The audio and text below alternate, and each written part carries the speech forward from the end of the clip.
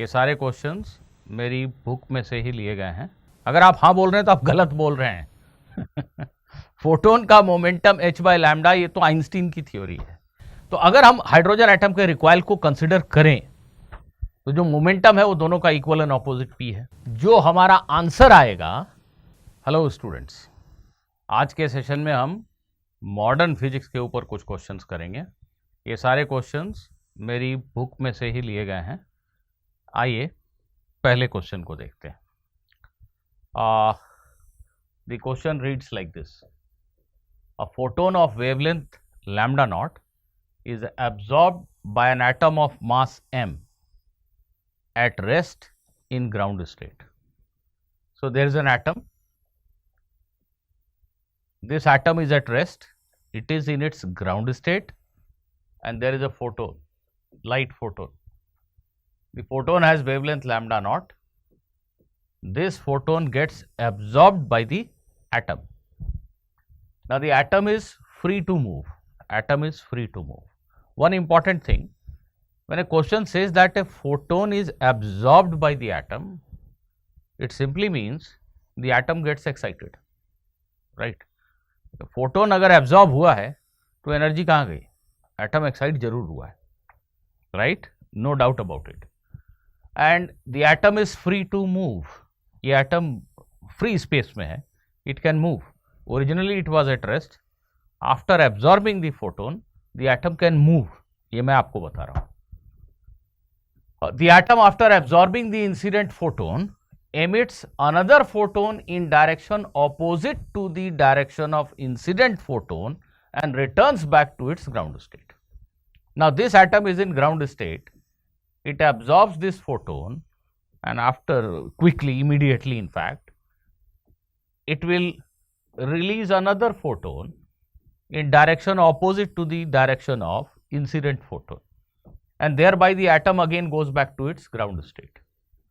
Okay. Atom absorb करता है एक फोटोन को, एक्साइटेड होता है, तुरंत एक दूसरा फोटोन छोड़ करके वो अपने ग्राउंड स्टेट में चला जाता है।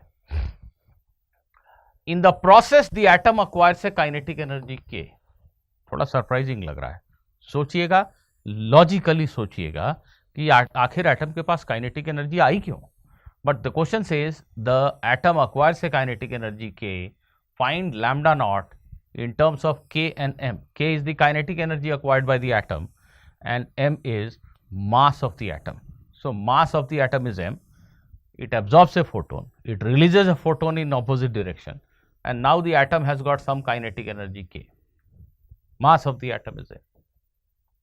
We have to write lambda naught in terms of K and M. Pause the video, give it a try. It's not at all a difficult question. Okay, students,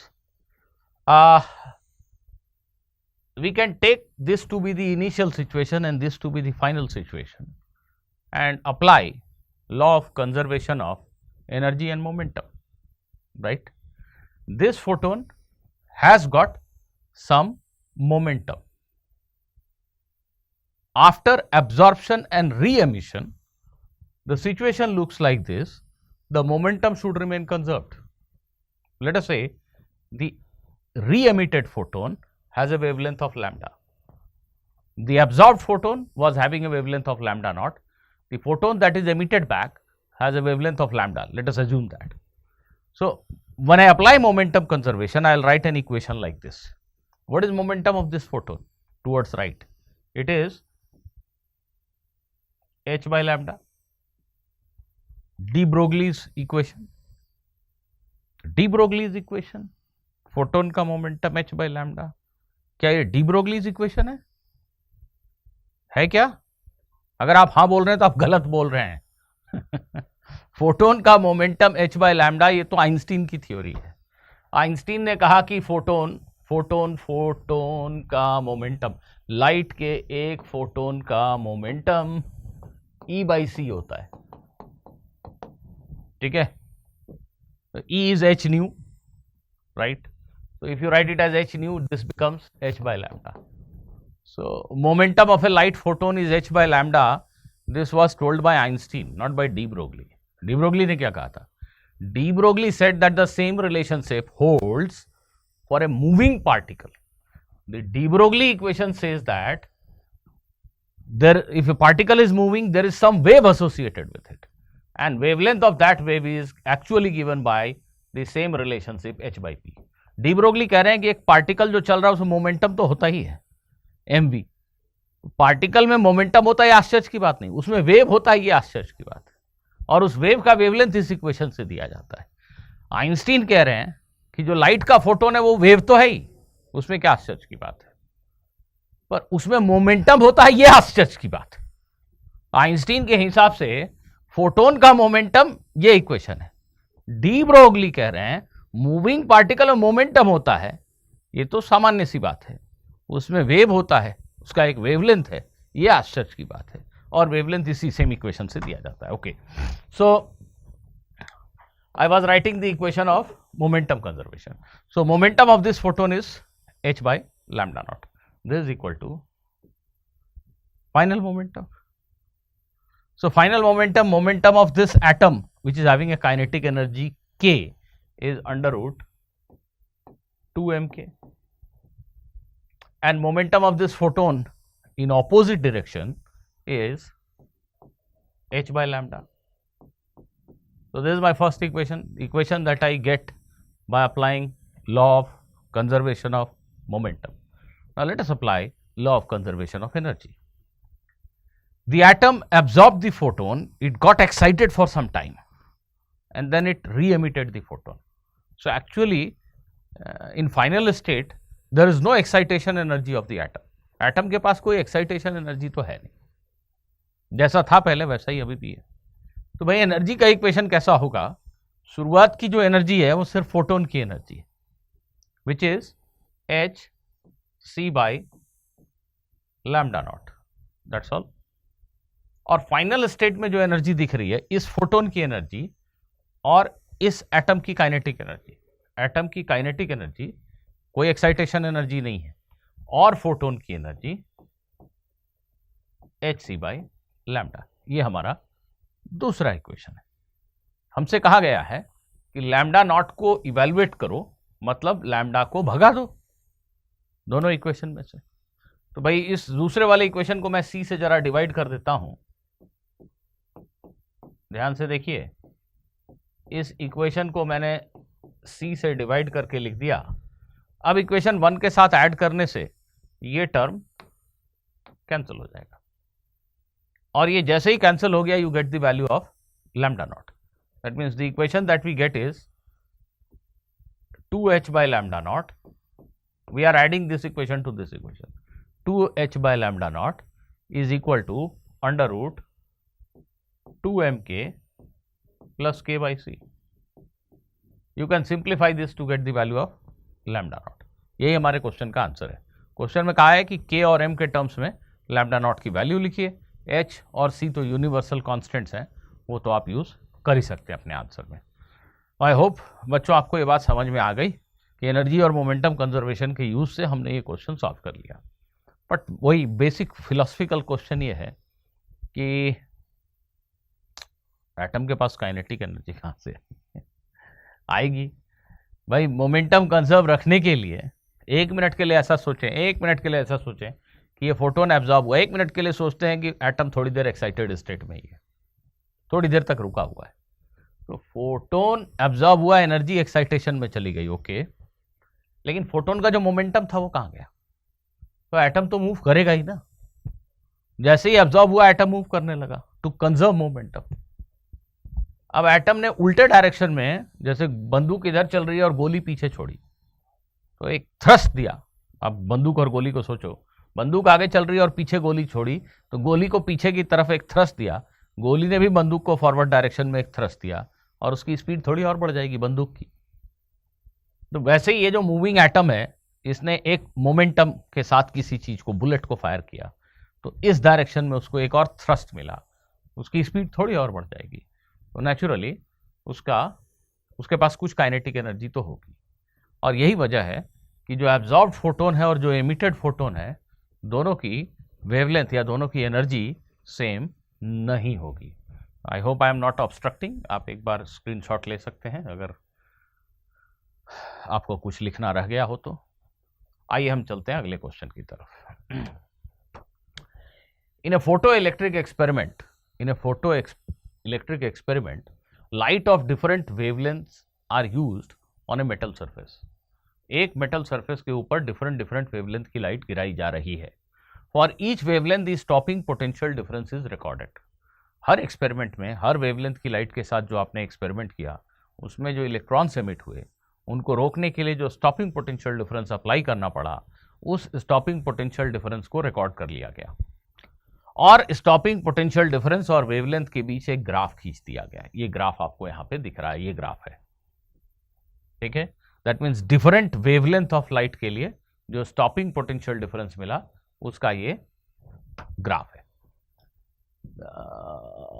okay, find the value of V not shown in the graph.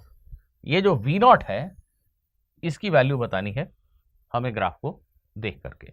यहाँ जो wavelength है वो nanometre में है और ये जो stopping potential difference है ये वोल्ट में है। कुछ कांस्टेंट्स की वैल्यूज दी हुई हैं।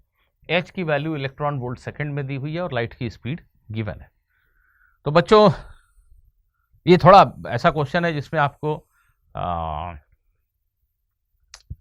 बहुत माइन्यूटली ऑब्जर्व करना चाहिए ग्राफ में क्या दिया हुआ है और उसको कैसे हम मैनिपुलेट करें जिससे कि वी नॉट मिल जाए। तो आप आराम से चाहें तो 2-4 मिनट इस पे समय दें, सोचें कि मैं हट गया इसके सामने से। आप पूरी तरह से इस क्वेश्चन को रोक दें, पढ़ें, खुद से ट्राई करें।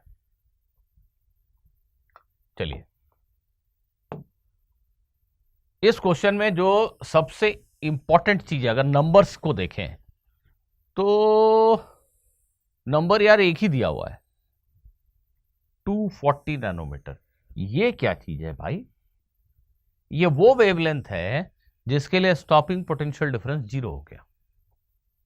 स्टॉपिंग पोटेंशियल डिफरेंस 0 हो गया मतलब लाइट के गिरने से इलेक्ट्रॉन निकले ही नहीं, या निकले तो 0 स्पीड से निकले, 0 काइनेटिक एनर्जी से निकले।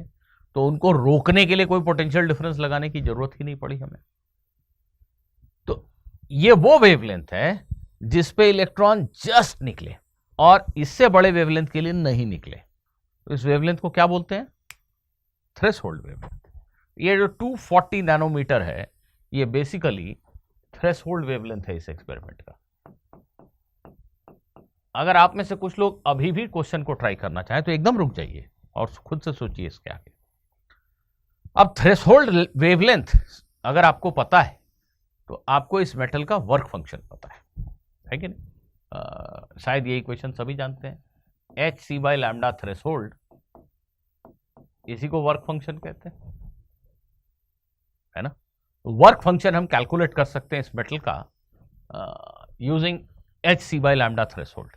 ये यहीं पे कैलकुलेट कर दे रहा हूं। h की वैल्यू दी हुई है 4 × 10⁻⁻15 इलेक्ट्रॉन वोल्ट सेकेंड।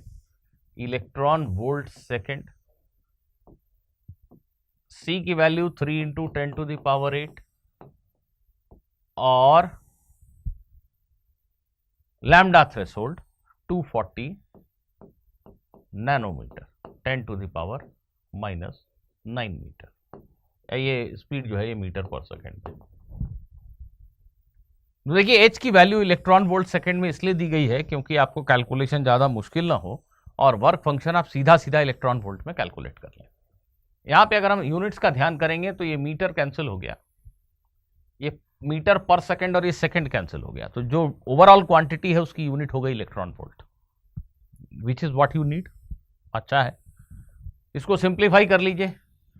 4 3 जा 12 और ये 4 3 जा 12 और 240 मतलब ये 20 हो गया। और यहाँ से अगर मैं 100 ले लूँ और 20 कर दूँ तो ये 5 हो गया और ये 10⁶ और ये 15 खत्म हो गया। इतना आ गया, आप देख लेना प्लीज़। ये अच्छा नंबर आया इसलिए मुझे विश्वास हो रहा है कि यही है शायद। 5 इलेक्ट्रॉन वोल्ट वर्क फंक्शन है मान लिया इस मेटल का। तो ये जो आपको ग्राफ में बेसिकली पहली चीज़ देखनी है वो यही देखनी है कि इस वेवलेंथ को थ्रेशोल्ड वेवलेंथ कहेंगे। अब इसके बाद क्या करें? एक और नंबर दिया है यहाँ पे, देखिए मैं गलत था, 2 नंबर दिए हैं, एक और नंबर दिया है 10 वोल्ट। 10 वोल्ट स्टॉपिंग पोटेंशियल है जब वेवलेंथ 2 लैम्डा नॉट की लाइट का इस्तेमाल किया गया।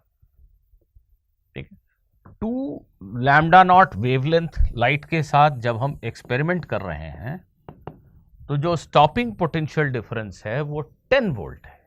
मेटल का वर्क फंक्शन 5 इलेक्ट्रॉन वोल्ट है। तो क्या समझ में आया? जो फोटोन है, ये जो लाइट है 2 लैम्डा नॉट वेवलेंथ की, इस फोटोन की एनर्जी जो कि hc बाई लैम्डा होती है, ये जो फोटोन की एनर्जी है ये 15 इलेक्ट्रॉन वोल्ट है। जो लाइट इंसिडेंट हुआ उसके एक फोटोन की एनर्जी 15 इलेक्ट्रॉन वोल्ट थी। 5 इलेक्ट्रॉन वोल्ट किसी इलेक्ट्रॉन के खर्च हो गए बाहर आने में, जो मोस्ट लूजली बाउंड इलेक्ट्रॉन था, उसको अगर वो फोटोन लगा तो 5 इलेक्ट्रॉन वोल्ट खर्च हो गए बाहर आने में।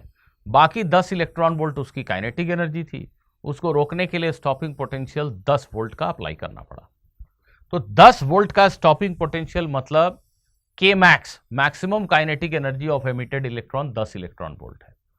के मैक्स 10 इलेक्ट्रॉन वोल्ट है, वर्क फंक्शन 5 है।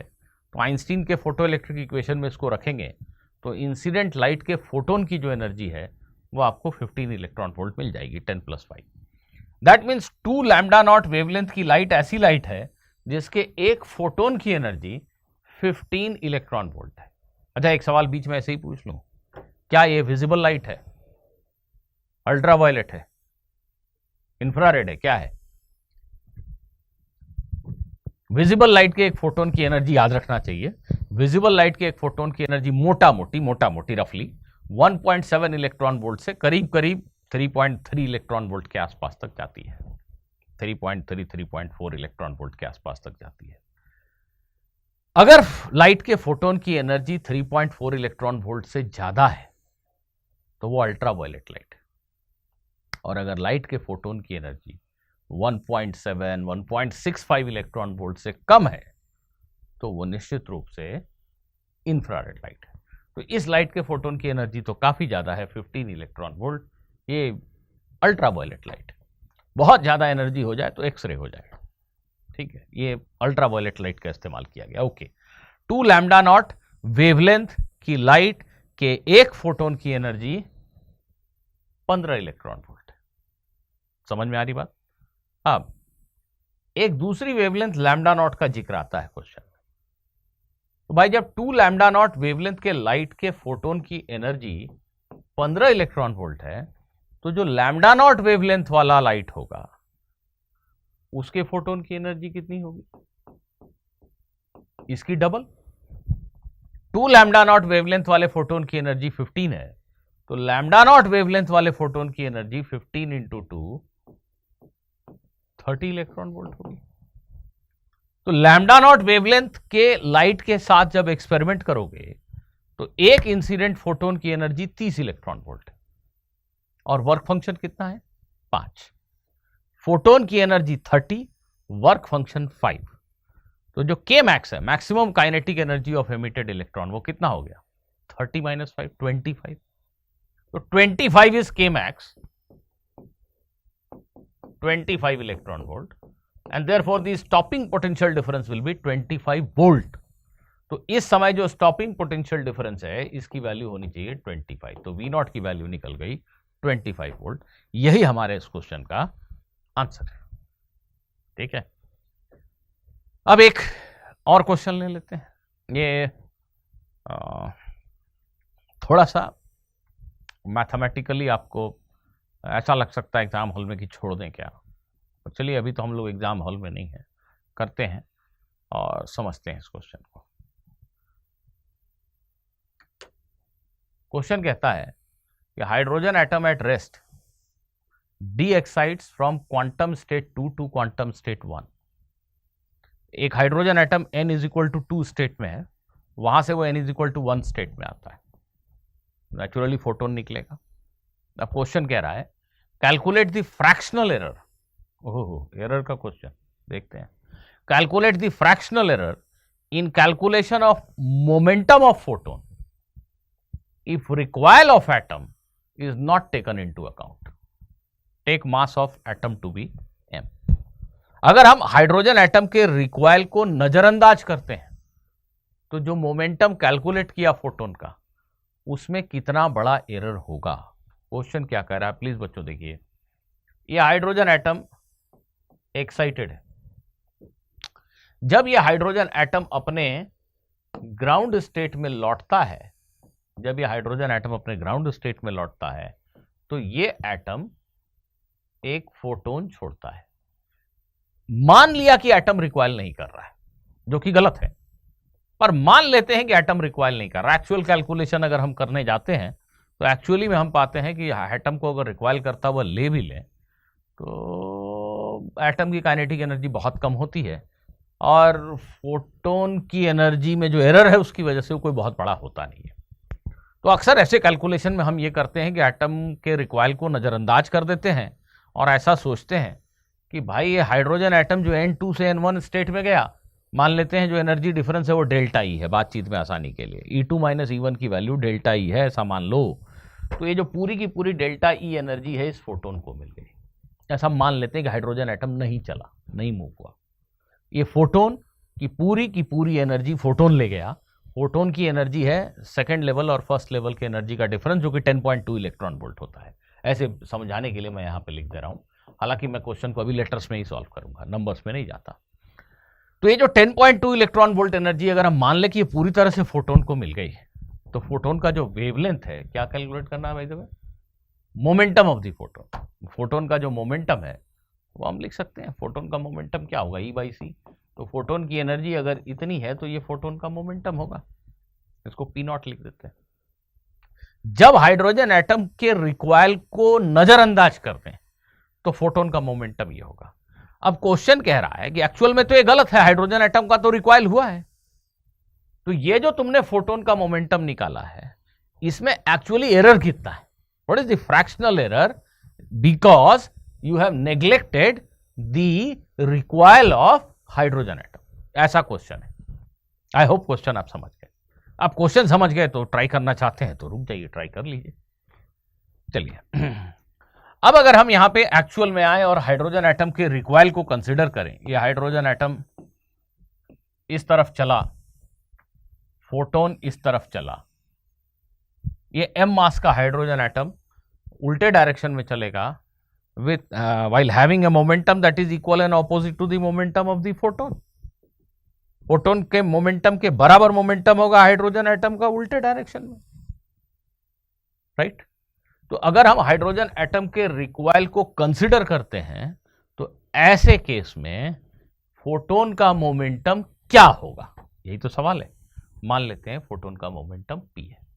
बच्चों अगर फोटोन का मोमेंटम p है तो हमारे हाइड्रोजन एटम का मोमेंटम भी p ही है, उल्टे डायरेक्शन, मोमेंटम इज कंजर्व्ड। अब इस केस में अगर मैं एनर्जी के पॉइंट ऑफ व्यू से सोचूं तो जो टोटल एनर्जी अवेलेबल थी वो है डेल्टा ई, 10.2 इलेक्ट्रॉन वोल्ट। वही 10.2 इलेक्ट्रॉन वोल्ट एनर्जी का एक हिस्सा हाइड्रोजन एटम की काइनेटिक एनर्जी है, बाकी बची एनर्जी फोटोन की एनर्जी है। अभी अपनी बातचीत में हमने ये हाइड्रोजन एटम की एनर्जी को नेग्लेक्ट ही कर दिया, बोला कि जीरो है। पूरी 10.2 इलेक्ट्रॉन वोल्ट एनर्जी फोटोन के पास है, जो कि गलत है, क्योंकि कुछ एनर्जी तो हाइड्रोजन एटम भी ले गया। Total 10.2 electron volt energy available. जैसे मोटा मोटी बातचीत को समझने के लिए, इतना बड़ा एनर्जी नहीं ले गया, बातचीत को समझने के लिए अगर हाइड्रोजन एटम 0.2 इलेक्ट्रॉन वोल्ट ले गया तो फोटोन के पास तो 10 ही बचा ना। फोटोन की एनर्जी 10.2 मानना तो गलत है। हाइड्रोजन एटम एक्चुअली उतनी बड़ी एनर्जी नहीं ले गया, लेकिन ऐसा ही कुछ हुआ और इस बात को हम कंसिडर नहीं कर रहे हैं, तो हमारा ये जो आंसर ये एक्यूरेट तो नहीं है, इसमें कुछ तो एरर है। वही एरर बताने की बात की गई है क्वेश्चन में। चलिए, तो अगर हम हाइड्रोजन एटम के रिक्वाइल को कंसिडर करें तो जो मोमेंटम है वो दोनों का इक्वल एंड ऑपोजिट p है। अब एनर्जी की बात करते हैं। एनर्जी क्या लिखोगे तुम लिखोगे जो डेल्टा ई एनर्जी है वो एक तो हाइड्रोजन एटम की काइनेटिक एनर्जी है। हाइड्रोजन एटम का मोमेंटम p है तो उसकी काइनेटिक एनर्जी p²/2 है। ये पार्टिकल है हाइड्रोजन एटम। और ये फोटोन की जो एनर्जी है वो ऑफ कोर्स आप लिख सकते हैं p इंटू सी। Energy of photon is momentum into सी। सो अभी फोटोन का मोमेंटम p इंटू सी। अब ये ध्यान से देखो, डेल्टा ई पता है हमें 10.2 electron volt, mass of hydrogen atom given है, लाइट की स्पीड पता है, I can calculate the value of P, isn't it? This is a quadratic equation in P. इसको अगर मैं क्वाड्रेटिक इक्वेशन बना दूं पी में, तो ये कुछ ऐसा बन जाएगा। ये क्वाड्रेटिक इक्वेशन बन गया पी में। इसको अगर मैं पी के लिए सॉल्व कर लूं तो पी की एक्यूरेट वैल्यू मिल जाएगी। हमें वो बताना है कि हमने ये जो अप्रोक्सीमेट वैल्यू लिखी है उस एक्यूरेट वैल्यू से कितनी डिफरेंट है, what is the fractional error. इस इक्वेशन का सॉल्यूशन सभी लिख लेंगे। P is equal to minus of 2mc plus minus under root of 4m square c square plus 8m delta E by 2। ठीक, अब p तो हमारा मोमेंटम का मैग्नीट्यूड है, यहाँ पे माइनस साइन को कैरी करने का कोई मतलब नहीं है। This whole thing cannot be negative, it has to be a positive number. तो मैं इसको लिख लेता हूँ, p इज इक्वल टू, पहले इसको लिख दे रहा हूँ फिर इसको लिख दे रहा हूँ, यहाँ से 4 को बाहर लेके 2 से कैंसिल भी कर दे रहा हूँ, तो ये बन जाएगा m square c square 2m delta e, इसका root, that means power half, ऐसा लिखना आसान होगा शायद, माइनस mc। ठीक है, ये हो गया हमारे फोटोन का सही मोमेंटम जब हमने हाइड्रोजन एटम के रिकॉइल को भी कंसिडर किया है। ठीक, अब हमें बताना है, बेसिकली बताना क्या, हमें यह बताना what is the fractional error. तो फ्रैक्शनल एरर मतलब P और P0 का डिफरेंस। हम अप्रोक्सीमेट कैलकुलेशन कर रहे हैं तो इसको बता रहे हैं फोटोन का मोमेंटम, और एग्जैक्ट कैलकुलेशन कर रहे हैं तो ये है फोटोन का मोमेंटम। तो जो डिफरेंस है दोनों में, that divided by what, question को एक बार फिर से पढ़ लो। Calculate the fractional error in calculation of momentum of the photon if recoil of atom is not taken into account. Atom के रिक्वायल को अकाउंट में नहीं लिया गया तो फ्रैक्शनल एरर क्या है, मतलब error divided by the true value, इसको 100 से मल्टीप्लाई कर देंगे तो परसेंटेज एरर हो जाएगा, इजंट इट? हाउएवर अगर आप समझते हो बातों को, तो फ्रैक्शनल एरर निकालना मतलब हमें ये जानने में इंटरेस्ट है कि यार एरर 2% है, 1% है, 0.1% है, क्या है। तो ऐसे केस में अगर आप कहीं जरूरत पड़े, इसको ऐसा भी लिख लेंगे तो कोई जमीन आसमान का फर्क नहीं आ जाएगा, क्योंकि वी आर वेरी श्योर कि P और P0 में बहुत अंतर थोड़ी है। ये ऐसी ही बात है जैसे बंदूक से गोली चलाई, तो बंदूक, गोली और बंदूक दोनों का मोमेंटम तो सेम होता है, लेकिन बंदूक की काइनेटिक एनर्जी बहुत कम होती है as compare to bullet. Momentum same होने से क्या हुआ, p²/2m, दोनों का मोमेंटम सेम है पर बंदूक का मास बहुत बड़ा है, तो बंदूक की काइनेटिक एनर्जी नेग्लिजिबल है। ये हाइड्रोजन एटम जो काइनेटिक एनर्जी लेके गया है वो बहुत छोटा है, ठीक है, तो उसकी वजह से एरर हो रहा है, पर एरर बहुत बड़ा नहीं है। तो what ever is the error divided by true value, तो ट्रू वैल्यू P लिखो, P0 लिखो, हार्डली मैटर्स एक्चुअली, बहुत बड़ा फर्क नहीं आएगा तुम्हारे आंसर में, समझो मेरी बात। चलो अभी तो हम लोग उस स्टेज पे नहीं आए, अभी आगे बढ़ते हैं। इसको, ये हमारा मोमेंटम है, इसको मैं कुछ ऐसे लिखने की कोशिश करता हूं, देखिएगा। mc को मैं बाहर ले लेता हूं बेटा, देख लो, ये हो जाएगा 1 + 2 delta E divided by mc²। ठीक, लिख, इसको m²c² को यहां अंदर कर देंगे तो एक m बच जाएगा, और हाँ एक m बच जाएगा, ठीक है, फर्स्ट क्लास है ये। So this power half minus mc, इसको अगर m इंटू c को कॉमन ही ले लें पूरे को, तो ये बन गया 1 + 2 delta E by mc² raise to the power half -1। ये एक्चुअल मोमेंटम है। अब जरा गौर से देखो, ये क्वांटिटी बहुत छोटी है, कैसे पता? कैसे पता कि ये क्वांटिटी छोटी है?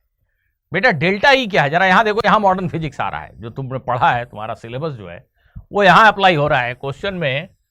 कैसी बदमाशी हो गई यहां पे देखिए। डेल्टा ई क्या है? 10.2 इलेक्ट्रॉन वोल्ट। 10.2 electron volt. ये एमसी स्क्वायर क्या है? हाइड्रोजन एटम का मास इंटू सी स्क्वायर। अगर हाइड्रोजन एटम के मास को मोटा मोटी 1 एमयू भी मान लो, तो तुमने न्यूक्लियर फिजिक्स में पढ़ा है कि 1 एमयू मास इंटू सी स्क्वायर, ये तो लगभग 930 मेगा इलेक्ट्रॉन वोल्ट होता है।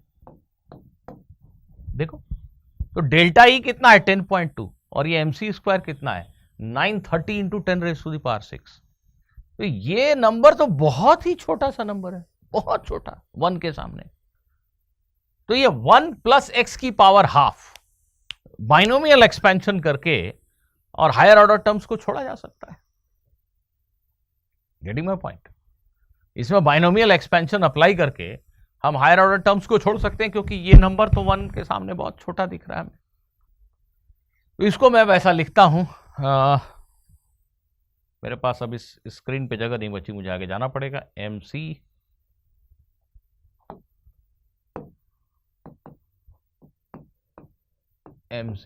1 प्लस हाफ,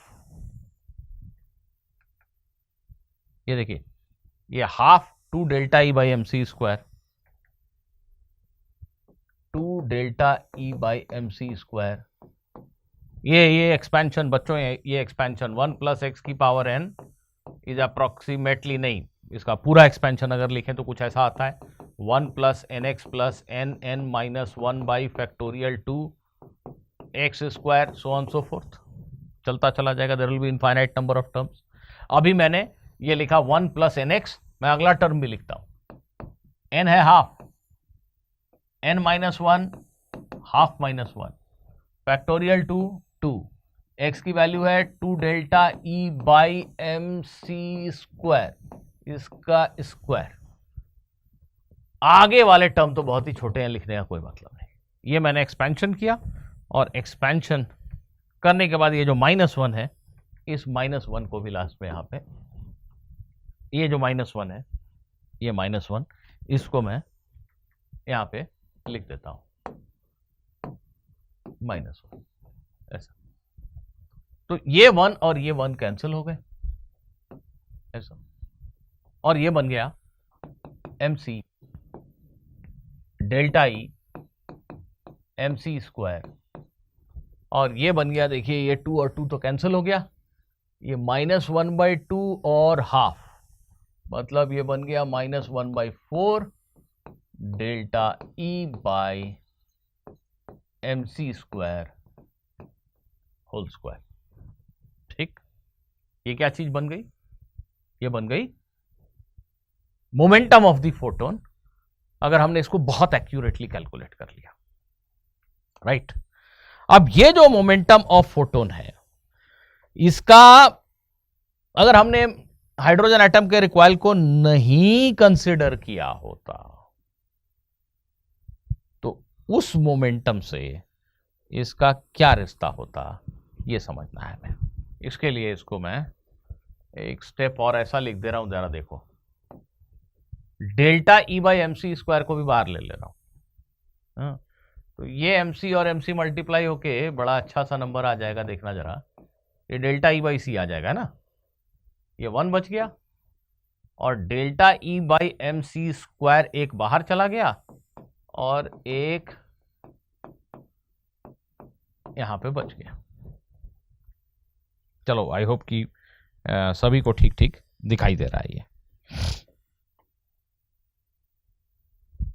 बच्चों ठीक है? ये कुछ तो गलत है। हाँ, ये एक्चुअली यहां 2 का स्क्वायर था,